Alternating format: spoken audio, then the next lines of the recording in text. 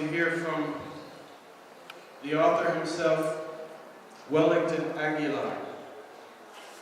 Wellington?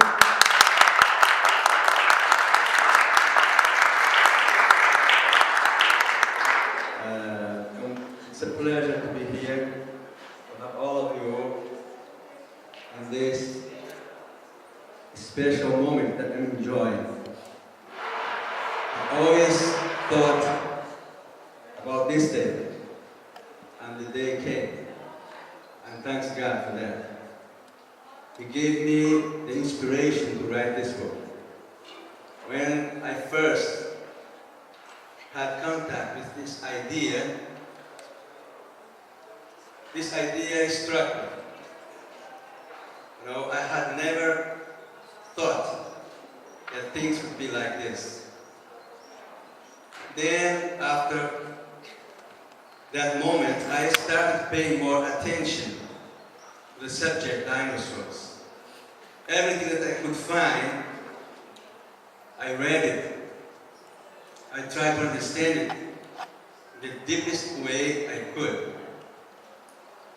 And when I came to the US, I wasn't yet planning to writing this book.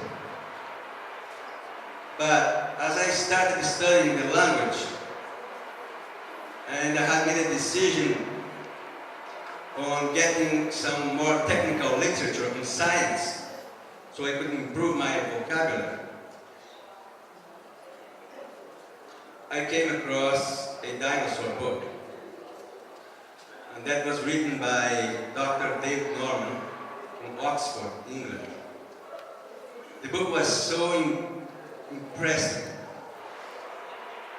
I was so impressed with the reading of that book, and I was so delighted with the things that I found in that book. I concluded that something had to be done. And I started thinking about the plot. I spoke about my project, my ideas with friends, and my wife, of course, and all of them were unanimous in telling me that I should sit down and write my theory. After a while, I decided to do it. But folks, it wasn't easy for me, even from the start, because by the time I decided to write the book, I was working 2 jobs, and one of the jobs was overnight. I said to my wife, how can I have inspiration, good thoughts, if I don't get rest? I don't have no time to rest. She said, trust God, and I did. That was the most propitious time for me to write that book. Even though I had spent a lot of years, many years, thinking about that subject, but when I sat down to write the book, it came right to my mind. And I was amazed because while I was planning some of the chapters, I didn't know which direction I would go.